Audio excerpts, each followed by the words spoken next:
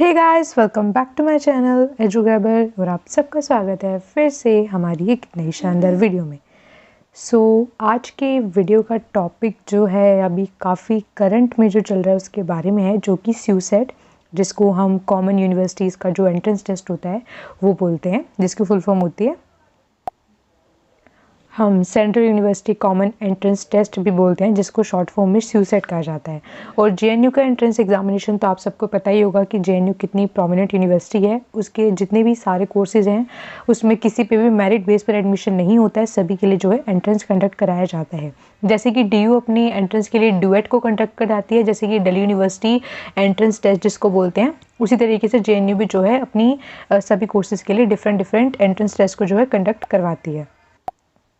लेकिन हाल फिलहाल में ये न्यूज़ काफ़ी ज़्यादा वायरल हो रही है कि इस बार जेएनयू में जो है स्यूसेट के द्वारा जो है एडमिशन कंडक्ट कराने की बात की जा रही है। तो उसके लिए हमें पहले पता होना चाहिए कि स्यूसेट क्या होता है। तो इस वीडियो में आपको सारी की सारी कन्फ्यूजन जो है क्लियर होने वाली है कि स्यूसेट होता क्या है, और जेएनयू में अगर स्यूसेट के थ्रू एडमिशन होंगे तो क्या आपको प्रिपरेशन में चेंजेस करने चाहिए, किस तरीके का पैटर्न रहने वाला है, क्या जेएनयू एंट्रेंस और स्यूसेट के पैटर्न में कितना डिफरेंस होता है, कितना डिफिकल्ट होने वाला है, कितना ईजी होने वाला है, सारी चीज़ों के बारे में इस वीडियो में आपको पूरी की पूरी जानकारी दूंगी।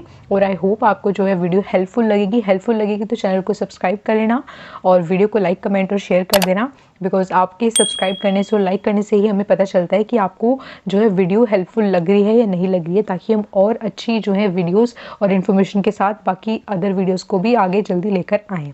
ठीक है। इस वाली वीडियो में आपको पूरी की चीज़ें क्या क्या बताने वाली हूँ, जेएनयू एंट्रेंस वर्सेस स्यूसेट, यानी कि दोनों में क्या क्या डिफरेंसेस हैं फ़िलहाल में और क्या होने वाले हैं, जिससे कि आपको क्लियर हो जाएगा कि अगर जेएनयू का जो स्यूसेट है वो होता है तो आपको क्या क्या चेंजेस देखने को वहाँ पर मिलेंगे। ठीक है, so let's start.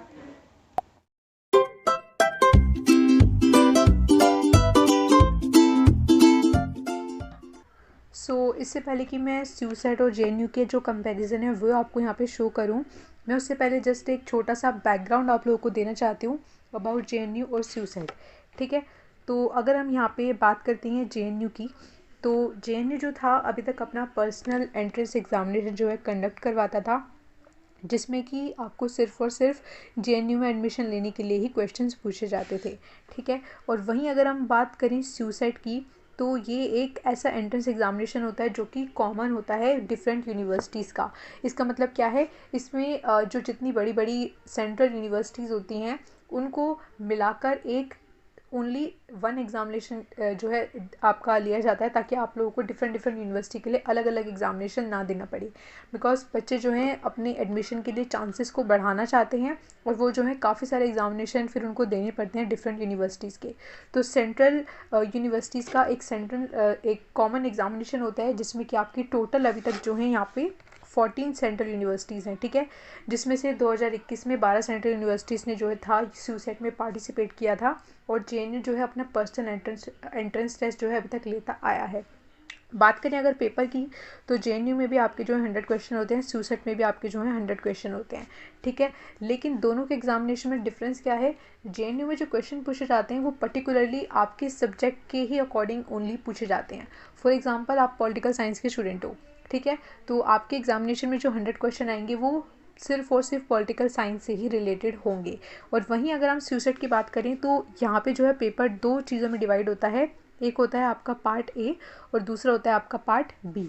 Part A जो होता है, इसमें आपके कॉमन क्वेश्चंस पूछे जाते हैं, जैसे कि आपने अदर कॉम्पिटिटिव एग्ज़ाम अगर देखे हों या फिर कभी दिए हों तो आपको बखूबी पता होगा कि जो पार्ट ए है उसमें किस तरह के क्वेश्चन पूछे जाते हैं। वो है जैसे कि रीजनिंग हो गया आपका, एप्टीट्यूड वगैरह, ठीक है, और इंग्लिश के कॉम्प्रीहेंशन जो आते हैं, इस तरीके की जो चीज़ें आपके पेपर 1 में पूछी जाती हैं। और पेपर 2 जो होता है वो आपका सब्जेक्ट के अकॉर्डिंग होता है। यानी कि फॉर एग्जांपल हम दोबारा इसी एग्जांपल को ले लेते हैं कि एक पॉलिटिकल साइंस का स्टूडेंट है, वो जो है स्यूसेट दे रहा है। ठीक है, तो उसके पास जो एग्जामिनेशन आएगा उसमें पार्ट ए में क्वेश्चन होंगे इस तरीके की रीजनिंग वगैरह की। ठीक है, मिक्स क्वेश्चन जो होते हैं वो आपका होगा। और जो बी होगा, पार्ट बी होगा, उसमें जो है आपके सब्जेक्ट के अकॉर्डिंग क्वेश्चन होंगे, यानी कि पॉलिटिकल साइंस के ही होंगे। तो बात करते हैं इन दोनों का डिवीजन किस तरीके से है। तो पार्ट ए में जो है आपके 25 क्वेश्चन यहाँ पे पूछे जाते हैं। ठीक है, और 75 क्वेश्चन जो हैं आपके यहाँ पर पार्ट बी में पूछे जाते हैं। ठीक है, तो यानी कि जो आपका सब्जेक्ट बेस्ड क्वेश्चंस होते हैं उनकी वेटेज यहाँ पे ज़्यादा है, बिकॉज ऑब्वियसली आपको मास्टर उसी सब्जेक्ट में करनी है, तो यहाँ पे जो है वेटेज भी उसी अनुसार जो है ज़्यादा है। यहाँ पर कि जो 100 क्वेश्चन होते हैं वो ऑल जो होते हैं ओनली जो है सब्जेक्ट बेस्ड ही होते हैं।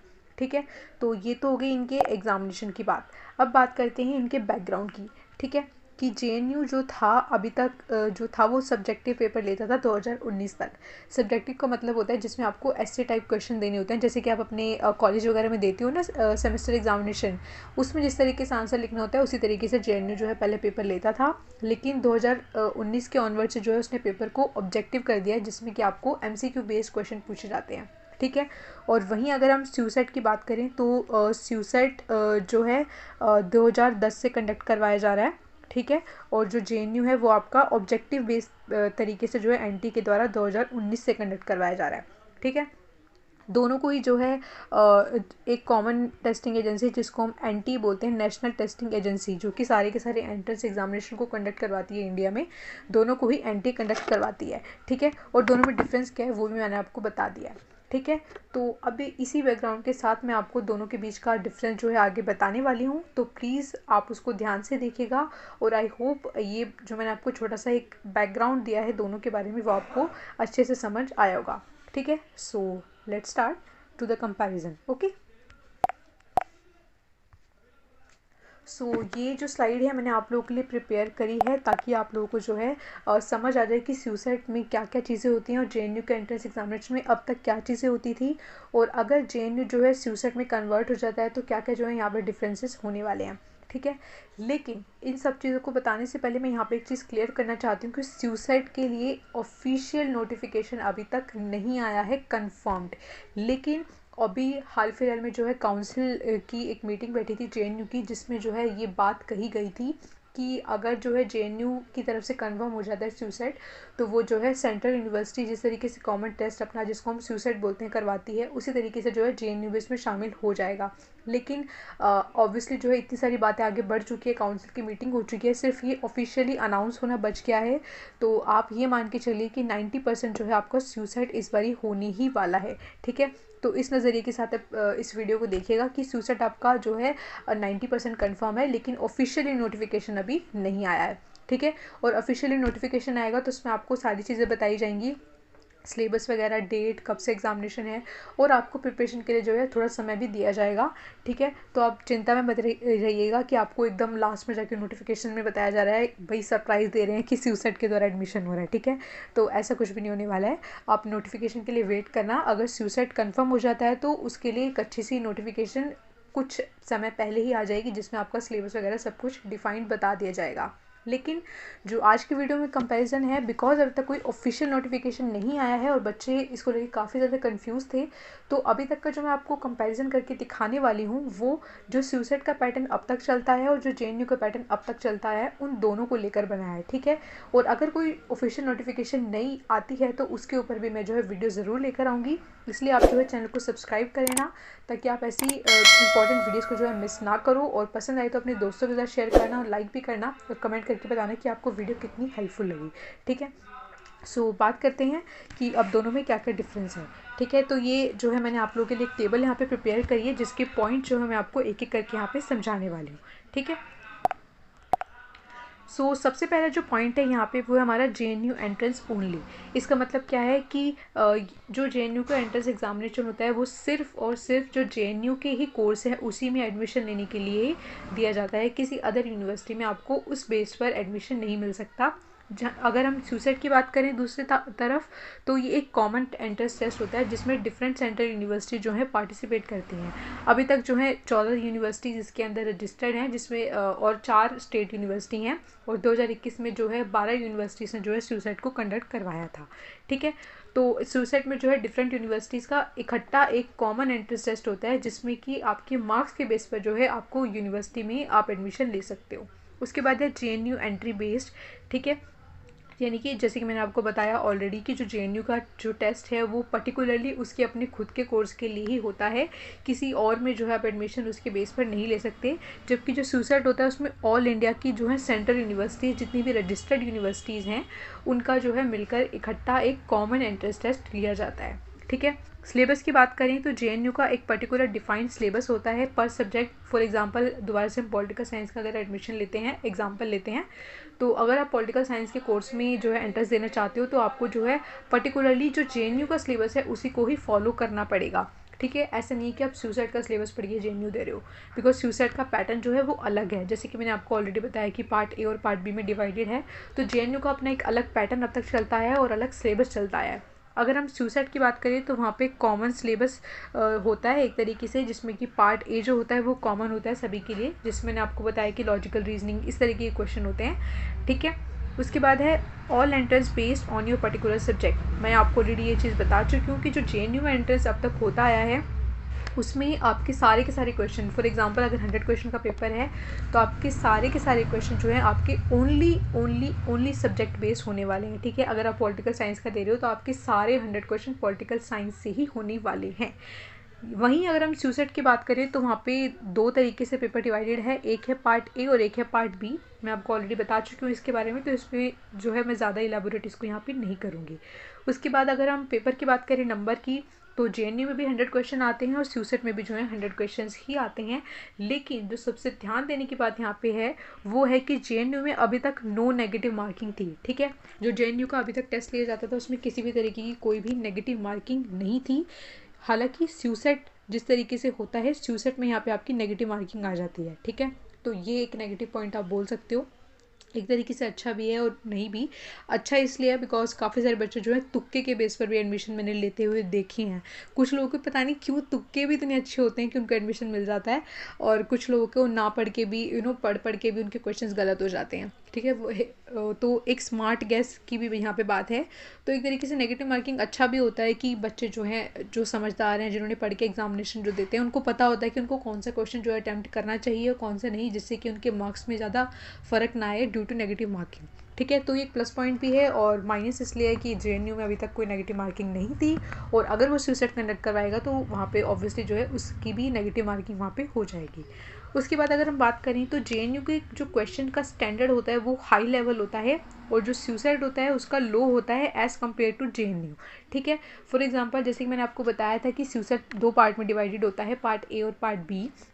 तो पार्ट बी के जो सब्जेक्ट बेस्ड जो आपके क्वेश्चन होते हैं उनका जो लेवल होता है वो जेएनयू के क्वेश्चन से थोड़ा सा लो होता है, बिकॉज जेएनयू काफ़ी प्रोमिनेंट यूनिवर्सिटी है और काफ़ी कम सीट्स हैं और सबसे कम फीस पे जो है आपको सबसे बेहतरीन जो है आपको क्वालिफिकेशन प्रोवाइड करता है जेएनयू।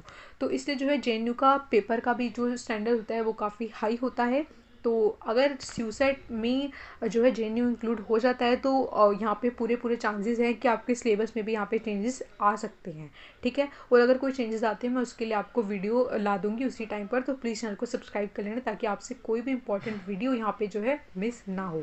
ठीक है, जैसे कि मैंने आपको बताया था कि जेएनयू जो है 2019 से एनटी के द्वारा कंडक्ट कराया जा रहा है, और पहले जो है सब्जेक्टिव बेस्ड पेपर होता था, और 2019 से जो है ये ऑब्जेक्टिव बेस्ड हो रहा है जिसमें आपके 100 क्वेश्चन पूछे जाते हैं।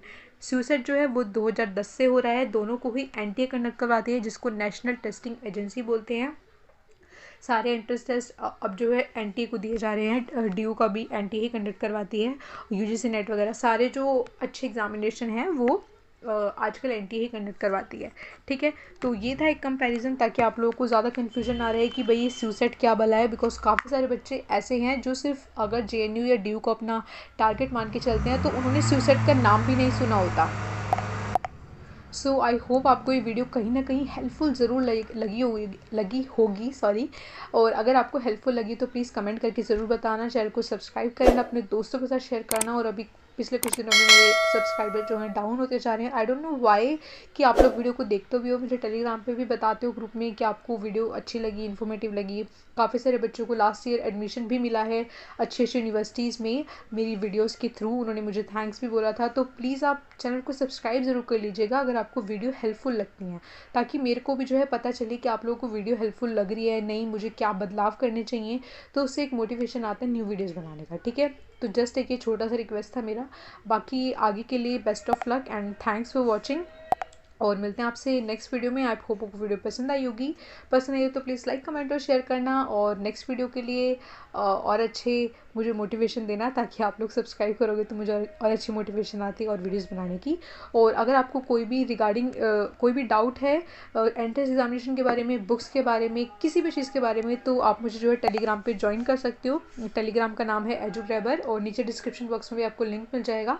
ठीक है, वहाँ पे आपको सारी की सारी इन्फॉर्मेशन मिलती रहती हैं, और आपके डाउट भी मैं लेती रहती हूँ। And thanks for watching. मिलते हैं आपसे नेक्स्ट वीडियो में, तब तक के लिए good bye, take care, bye bye.